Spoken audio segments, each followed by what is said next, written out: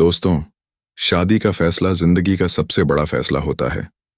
यह फैसला किसी की जिंदगी को स्वर्ग बना सकता है, तो किसी की जिंदगी को नर्क भी। इसलिए इसे बहुत सोच समझ कर लेना चाहिए। आज की कहानी में हम देखेंगे कि शादी के बाद जब एक पति को अपनी पत्नी का सच पता चला, तो उसने ऐसा कदम उठाया जिसे सुनकर आप भी हैरान रह जाएंगे। कहानी शुरू करने से पहले एक छोटी सी गुजारिश। आप इस कहानी को कहाँ से सुन रहे हैं? कोलकाता, बेंगलुरु, जयपुर, चेन्नई, न्यूयॉर्क या कहीं और से? कृपया अपना नाम और जगह कमेंट बॉक्स में जरूर बताएं। यह मेरे लिए बहुत मायने रखता है।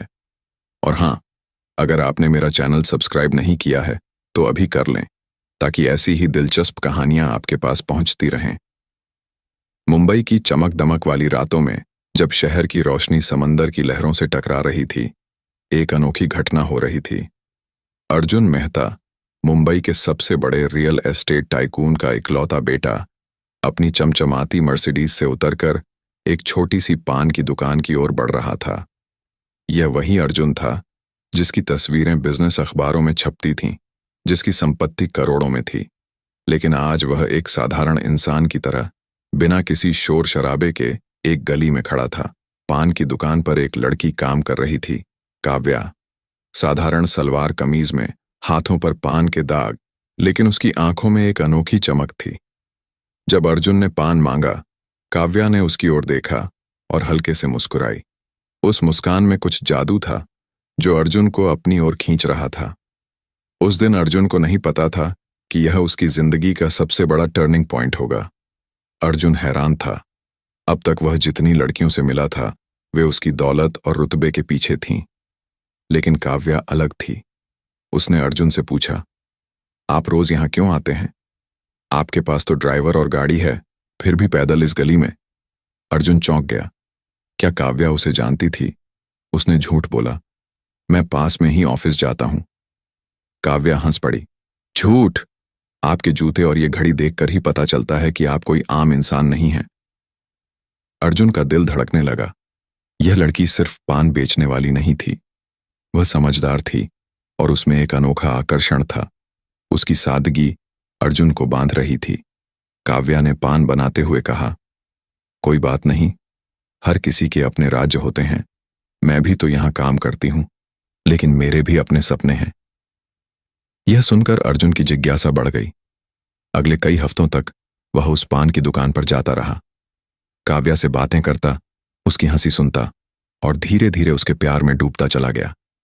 काव्या ने बताया कि वह एक छोटे से कस्बे, सूरत से आई थी। अपने परिवार को सपोर्ट करने के लिए मुंबई में काम करती थी।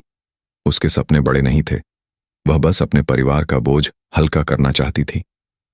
मेरे माता पिता मजदूर हैं, उसने एक दिन बताया। जब काम नहीं मिलता तो घर का खर्च चलाना मुश्किल हो जाता है, इसलिए मैं यहां हूं। अर्जुन को काव्या की सच्चाई और सादगी बहुत पसंद आई। वह हमेशा दूसरों के लिए सोचती थी, अपने लिए कभी नहीं। जब कोई गरीब ग्राहक दुकान पर आता और उसके पास पैसे नहीं होते, काव्या उसे मुफ्त में पान दे देती। यह देखकर अर्जुन का दिल भर आता था। उसने महसूस किया कि असली अमीरी दिल की होती है, जेब की नहीं। काव्या के पास पैसा नहीं था, लेकिन उसका दिल सोने का था। एक दिन अर्जुन ने देखा कि काव्या बहुत परेशान थी। उसकी आंखें लाल थीं और वह बार बार फोन देख रही थी। अर्जुन ने पूछा, क्या हुआ काव्या, तुम आज इतनी उदास क्यों हो? काव्या ने आंसू पोंछते हुए कहा, कुछ नहीं, बस घर से बुरी खबर आई है। मेरी माँ बीमार है और मेरे पास उनके इलाज के लिए पैसे नहीं हैं। अर्जुन का दिल पिघल गया। उसने तुरंत कहा, काव्या, तुम्हें जितने पैसे चाहिए मैं दे सकता हूं। लेकिन काव्या ने मना कर दिया, नहीं, मैं किसी से मदद नहीं ले सकती, यह मेरा उसूल है। अर्जुन को काव्या का स्वाभिमान देखकर और प्यार हुआ। उसने सोचा, यह लड़की कितनी अलग है, इतनी तकलीफ में भी किसी से कुछ नहीं मांगती। उसने फैसला किया कि वह काव्या को अपनी असली पहचान बताएगा। उसने कहा, काव्या, मुझसे कुछ कहना है। लेकिन काव्या ने कहा, पहले मुझे अपनी मां के पास जाना है, बाद में बात करेंगे। और वह जल्दी से दुकान बंद करके चली गई। प्यार का इजहार और परिवार का विरोध, कई महीने बीत गए। अर्जुन ने काव्या को अपने दिल की बात बताई। काव्या पहले तो हैरान हुई, फिर डर गई। आप मुझसे प्यार क्यों करते हैं? मैं तो बस एक साधारण लड़की हूं। आपको मेरे जैसी लड़की क्यों पसंद आई? अर्जुन ने कहा, तुम्हारी सादगी, तुम्हारी सच्चाई, ये सब मुझे कहीं और नहीं मिली। तुम अनमोल हो। काव्या की आंखों में आंसू आ गए। लेकिन हमारे बीच बहुत फासला है। आप अमीर हैं, मैं गरीब। अर्जुन ने उसका हाथ पकड़ा और कहा, प्यार में अमीर गरीब नहीं देखा जाता। मैं तुमसे शादी करना चाहता हूं। काव्या अवाक रह गई। उसने कभी नहीं सोचा था कि कोई इतना बड़ा बिजनेसमैन उससे शादी करना चाहेगा। आपके घर वाले क्या कहेंगे? उसने पूछा। अर्जुन ने जवाब दिया, मैं उन्हें मना लूंगा, तुम बस हाँ कह दो। काव्या ने बहुत सोचने के बाद हामी भरी। उसे भी अर्जुन से प्यार हो गया था, लेकिन मन में डर था कि कहीं यह सब एक सपना तो नहीं। जब अर्जुन ने अपने परिवार में शादी की बात की तो घर में टहलका मच गया। उसके पिता रविंद्र मेहता, जो एक बड़े रियल एस्टेट कारोबारी थे, गुस्से से चिल्लाए, तुम पागल हो गए हो? एक पान बेचने वाली से शादी? हमारी इज्जत का क्या होगा? अर्जुन की मां सुनैना रोने लगी। हमने तुम्हारे लिए एक बड़े बिजनेसमैन की बेटी अनन्या चुनी थी। वह पढ़ी लिखी है और तुम एक अनपढ़ लड़की के पीछे पड़ गए। अर्जुन के चाचा प्रदीप मेहता, जो कंपनी के डायरेक्टर थे, ने कहा, अर्जुन, यह लड़की तुम्हारे पैसों के लिए तुम्हारे पास आई है। वह तुमसे सच्चा प्यार नहीं करती। लेकिन अर्जुन अपनी बात पर अड़ा रहा। उसने कहा, मैं सिर्फ काव्या से शादी करूंगा। अगर आप लोग मेरे साथ नहीं हैं तो मैं कोर्ट मैरिज कर लूंगा। घर में हंगामा मच गया। अर्जुन के दादाजी विजय मेहता ने कहा, अर्जुन, तुम हमारी तीसरी पीढ़ी हो। हमारा कारोबार सालों से चमक रहा है। अगर तुमने गलत लड़की से शादी की तो हमारा रुतबा मिट्टी में मिल जाएगा। अर्जुन ने जवाब दिया, दादाजी, काव्या गलत नहीं है, वह सिर्फ गरीब है। गरीबी कोई गुनाह नहीं। प्रदीप ने धमकी दी, अगर तुमने यह शादी की तो तुम्हें कंपनी से निकाल दिया जाएगा। तुम्हारी सारी संपत्ति छीन ली जाएगी। अर्जुन ने बिना डरे कहा, ठीक है, मैं सब छोड़ दूंगा, लेकिन काव्या को नहीं छोड़ूंगा। मैं अपने दम पर कुछ भी कर सकता हूं। यह सुनकर परिवार हैरान रह गया। एक लड़की के लिए अर्जुन अपनी पूरी दौलत छोड़ने को तैयार था। रविंद्र मेहता को समझ आ गया कि उनका बेटा नहीं मानेगा।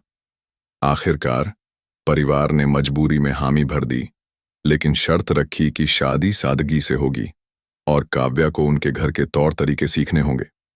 काव्या डर गई थी। वह जानती थी कि वह इस बड़े घराने की नहीं थी। जब अर्जुन ने उसे मेहता मेंशन दिखाया तो काव्या हैरान रह गई। यह कोई घर नहीं, बल्कि एक महल था।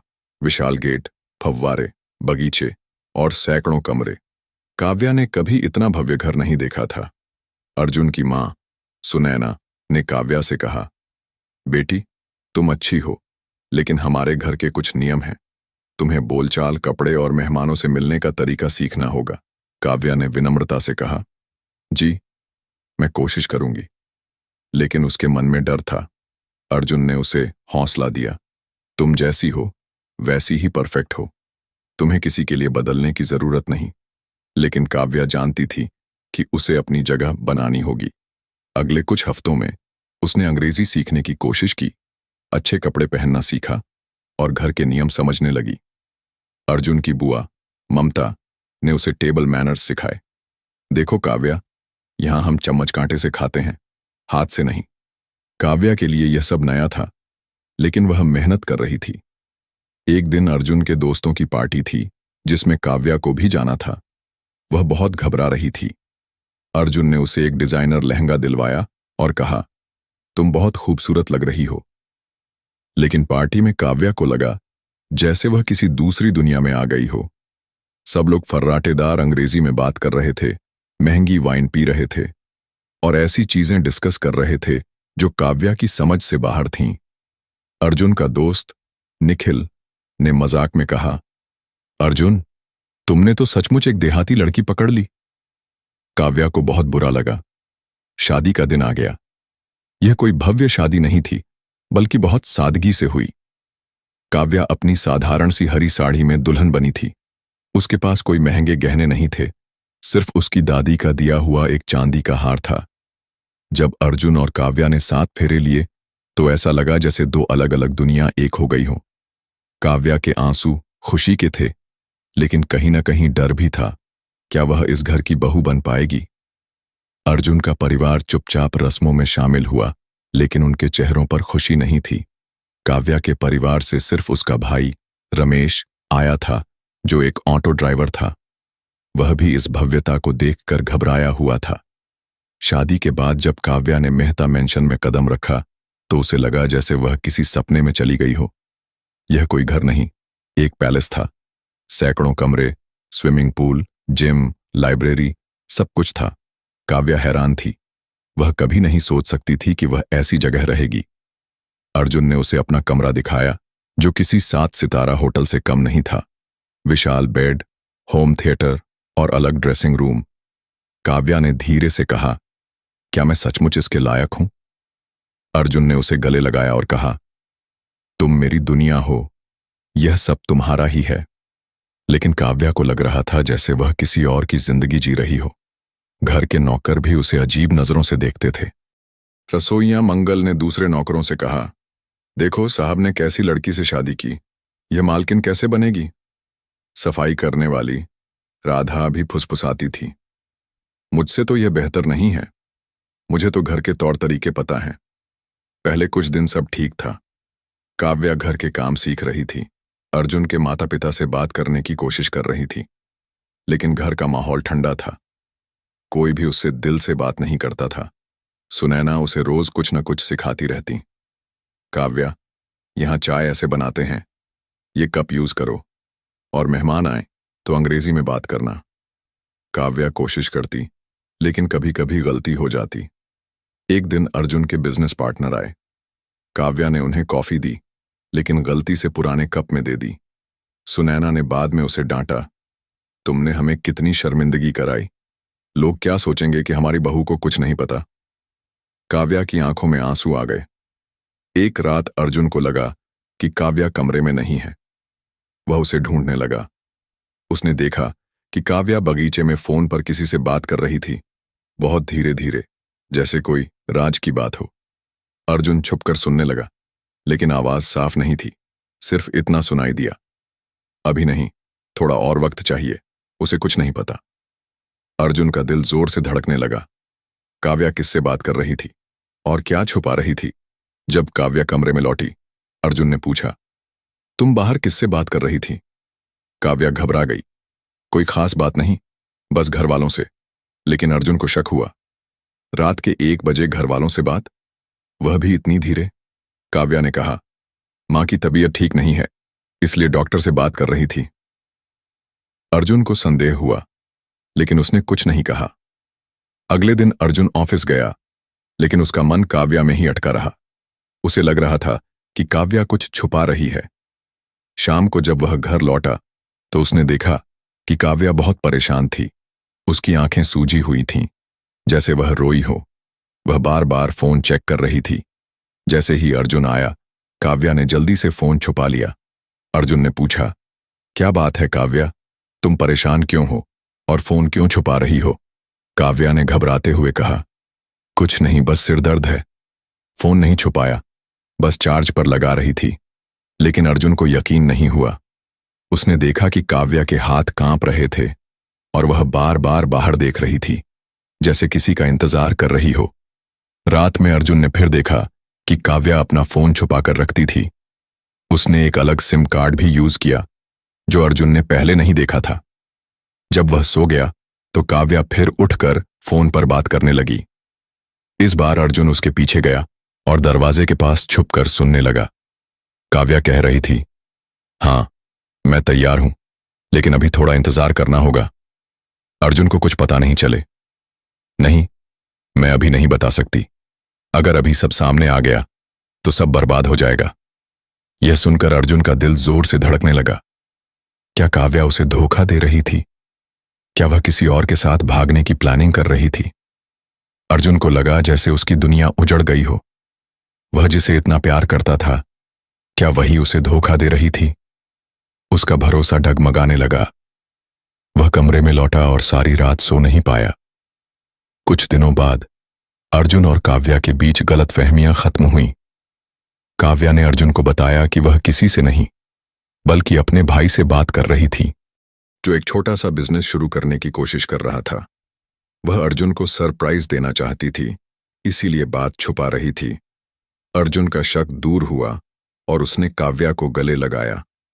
इसके बाद मेहता मेंशन का माहौल बदलने लगा। काव्या की सादगी और मेहनत ने न सिर्फ अर्जुन का दिल जीता बल्कि उसके परिवार को भी प्रभावित किया। रविंद्र और सुनैना अब काव्या की तारीफ करने लगे। अर्जुन ने फैसला किया कि वह काव्या के सपनों को और बड़ा करेगा। उसने काव्या के साथ मिलकर एक प्रोजेक्ट शुरू किया, एक ऐसा सेंटर जो गरीब बच्चों को मुफ्त शिक्षा और स्किल ट्रेनिंग देगा। काव्या ने इस आइडिया को दिल से अपनाया। उसने कहा, अर्जुन, यह मेरे लिए सबसे बड़ा गिफ्ट है। मैं हमेशा चाहती थी कि मेरे जैसे लोगों को बेहतर मौके मिलें। अर्जुन ने अपने बिजनेस के कुछ फंड्स इस प्रोजेक्ट में लगाए और मुंबई के एक छोटे से इलाके में काव्या फाउंडेशन की नींव रखी गई। काव्या ने दिन रात मेहनत करके इस सेंटर को शुरू किया। वह खुद बच्चों को पढ़ाती, उन्हें सिलाई, कंप्यूटर और छोटे बिजनेस के गुर सिखाती। उसकी मेहनत देखकर अर्जुन को गर्व होता, लेकिन हर खुशी के पीछे कोई ना कोई मुसीबत आ ही जाती है। एक दिन जब काव्या अपने फाउंडेशन में व्यस्त थी, उसे एक अनजान नंबर से कॉल आया। फोन पर एक भारी आवाज थी, काव्या, तुम बहुत आगे बढ़ रही हो, लेकिन अपनी हद मत भूलो। जो कर रही हो उसे रोक दो, वरना बुरा होगा। काव्या घबरा गई। उसने फोन काट दिया, लेकिन उसका दिल जोर जोर से धड़क रहा था। उसने सोचा कि शायद यह कोई मजाक है, लेकिन आवाज में एक गंभीरता थी। उसने यह बात अर्जुन को नहीं बताई, क्योंकि वह उसे परेशान नहीं करना चाहती थी। लेकिन अगले कुछ दिनों में उसे बार बार ऐसे ही कॉल्स आने लगे। कभी कोई धमकी देता तो कभी कोई उसकी तस्वीरें फाउंडेशन के बाहर छोड़ जाता।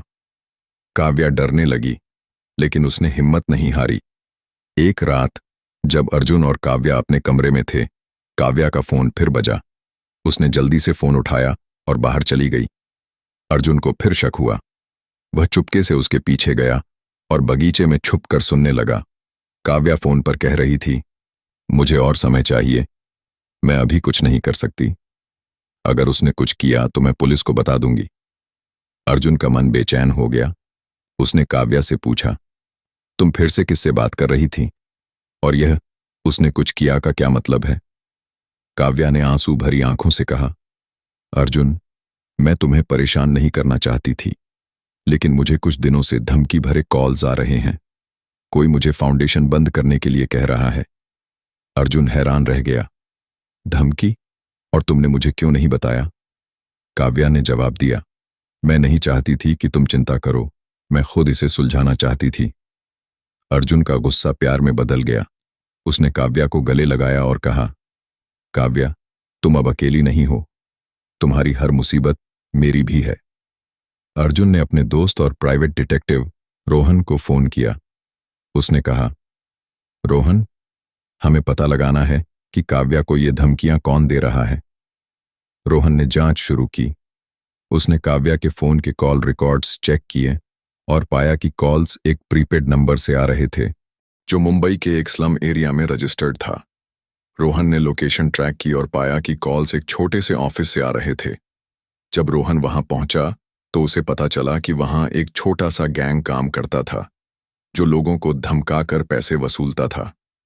लेकिन सवाल था कि इस गैंग को काव्या के खिलाफ भड़काने वाला कौन था। रोहन ने गहराई से जांच की और एक चौंकाने वाला खुलासा हुआ। धमकियों के पीछे अर्जुन का पुराना बिजनेस राइवल विक्रांत शर्मा था। विक्रांत और अर्जुन की कंपनी के बीच सालों से दुश्मनी थी और विक्रांत को काव्या के फाउंडेशन की सफलता से जलन हो रही थी। विक्रांत ने सोचा कि अगर वह काव्या को डरा देगा तो फाउंडेशन का काम रुक जाएगा और अर्जुन का ध्यान बिजनेस से हट जाएगा। उसने इस काम के लिए एक गुंडे भूरा को हायर किया था। रोहन ने पुलिस को सबूत दिए और भूरा को पकड़ लिया गया। भूरा ने पूछताछ में विक्रांत का नाम उगल दिया। अर्जुन गुस्से से लाल हो गया। उसने विक्रांत को फोन किया और कहा, विक्रांत, तुमने मेरे परिवार को निशाना बनाया, अब तुम्हें इसकी कीमत चुकानी पड़ेगी। विक्रांत ने हंसते हुए कहा, अर्जुन, यह बिजनेस है, यहां सब जायज है। अर्जुन ने जवाब दिया, तुमने मेरी पत्नी को छुआ, अब मैं तुम्हें नहीं छोड़ूंगा। उसने अपने वकीलों को विक्रांत के खिलाफ कानूनी कार्रवाई शुरू करने का आदेश दिया। काव्या ने अर्जुन को शांत करने की कोशिश की। अर्जुन, गुस्से में कोई फैसला मत लो, हमें कानून पर भरोसा करना चाहिए। इसी बीच काव्या ने अपने फाउंडेशन का काम और तेज कर दिया। उसने और बच्चों को अपने सेंटर में दाखिल किया और एक नया प्रोग्राम शुरू किया जिसमें गरीब महिलाओं को छोटे बिजनेस शुरू करने की ट्रेनिंग दी जाती थी। उसकी मेहनत रंग ला रही थी और मुंबई में काव्या फाउंडेशन की चर्चा होने लगी। अखबारों में उसकी तारीफ छपने लगी। लेकिन एक रात जब अर्जुन और काव्या अपने बगीचे में टहल रहे थे, उनके गेट के पास एक काला लिफाफा मिला। लिफाफे में एक चिट्ठी थी जिसमें लिखा था, काव्या, तुम बहुत आगे बढ़ रही हो, लेकिन सावधान, तुम्हारा अतीत तुम्हें फिर से पकड़ लेगा। काव्या का चेहरा पीला पड़ गया। अर्जुन ने चिट्ठी पढ़ी और गुस्से से बोला, यह अतीत क्या है काव्या? क्या तुम मुझसे कुछ छुपा रही हो?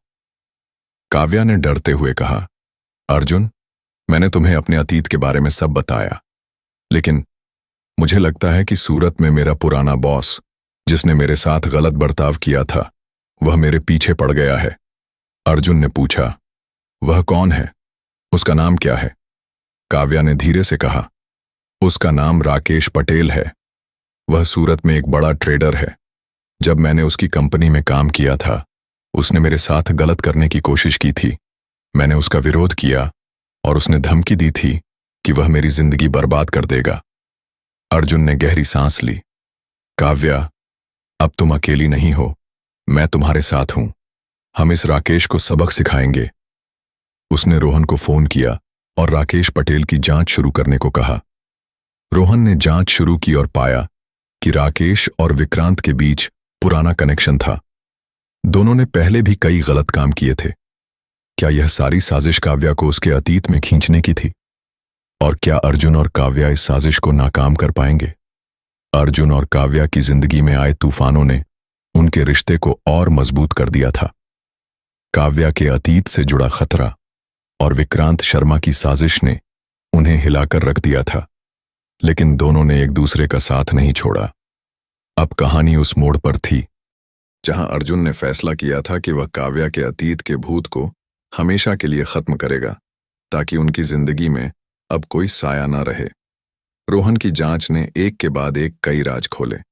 राकेश पटेल, काव्या का पुराना बॉस, और विक्रांत शर्मा के बीच गहरा कनेक्शन था।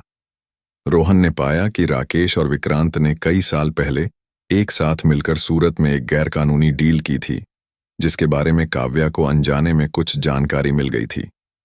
जब काव्या ने राकेश का विरोध किया था, तो उसने उसे धमकी दी थी कि अगर उसने मुंह खोला तो वह उसकी जिंदगी बर्बाद कर देगा।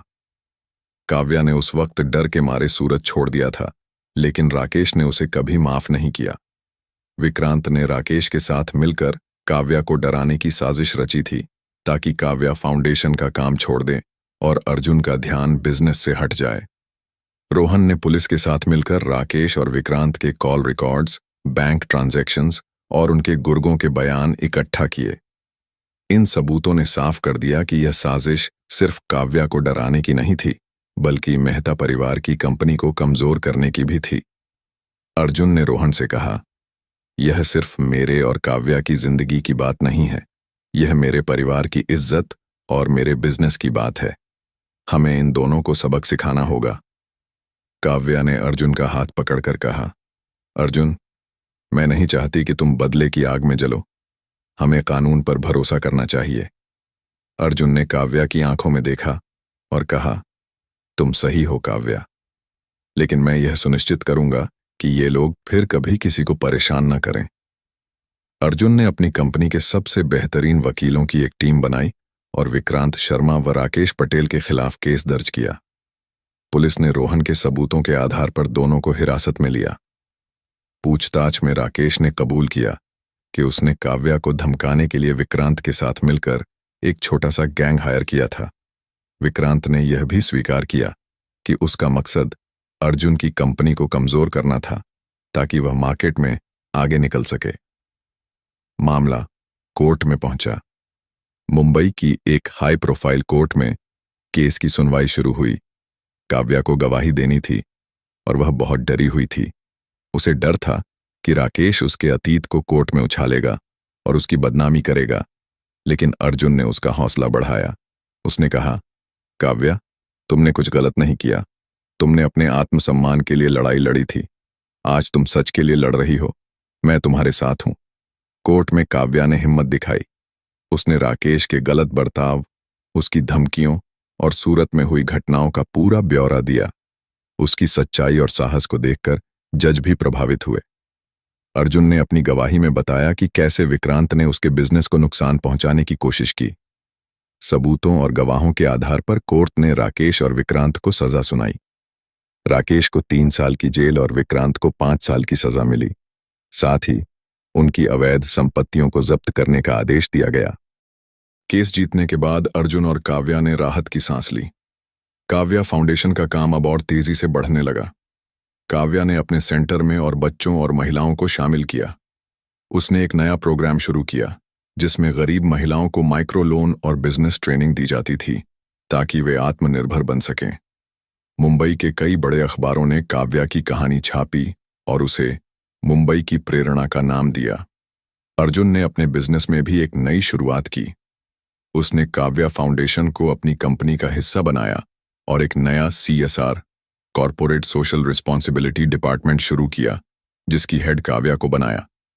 काव्या ने इस नई जिम्मेदारी को पूरी मेहनत से निभाया। वह अब सिर्फ एक पान बेचने वाली लड़की नहीं थी। वह एक ऐसी महिला थी जिसने अपनी मेहनत और सच्चाई से सबका दिल जीत लिया था। मेहता मेंशन में भी माहौल अब पूरी तरह बदल चुका था।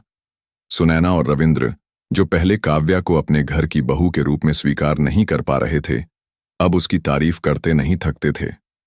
सुनैना ने एक दिन काव्या से कहा, बेटी, तुमने हमें सिखाया कि असली इज्जत पैसों से नहीं, दिल से मिलती है। हमें तुम पर गर्व है।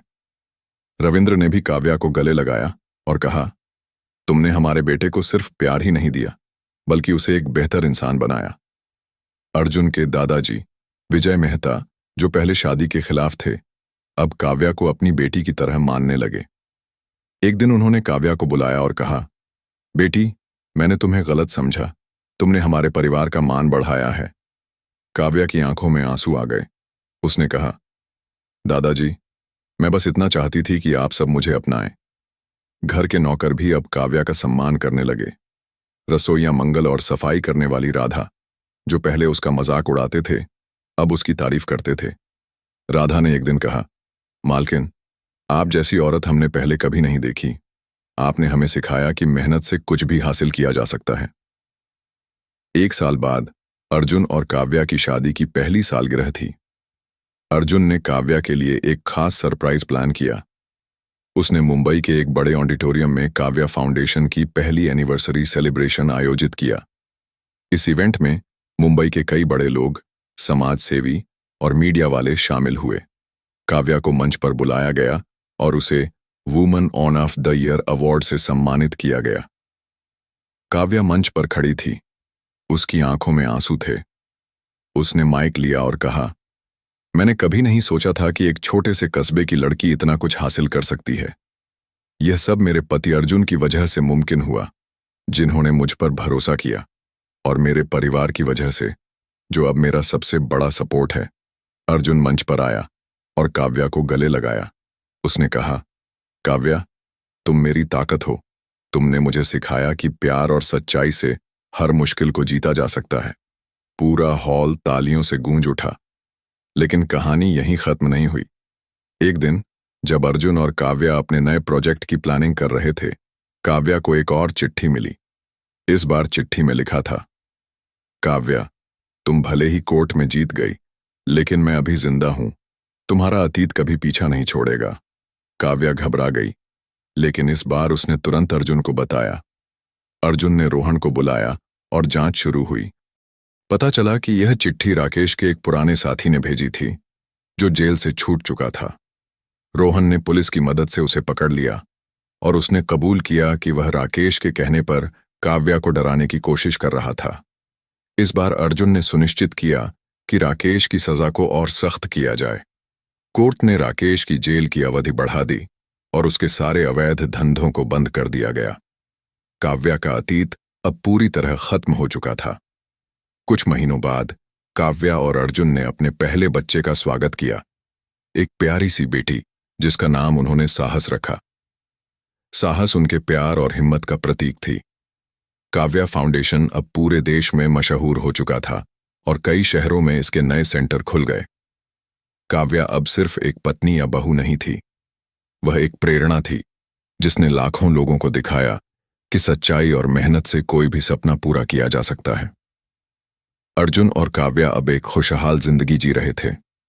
मेहता मेंशन में अब हंसी और प्यार का माहौल था। सुनैना और रविंद्र अपनी पोती साहस के साथ समय बिताते और विजय मेहता अपनी बेटी जैसी काव्या को बिजनेस की बारीकियां सिखाते।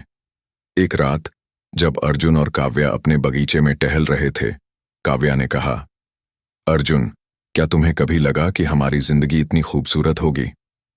अर्जुन ने मुस्कुराते हुए कहा, काव्या, तुम मेरे साथ हो, इससे ज्यादा खूबसूरत और क्या हो सकता है?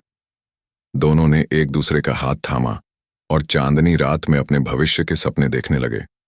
उनके प्यार ने हर मुश्किल को हरा दिया था और अब उनकी जिंदगी एक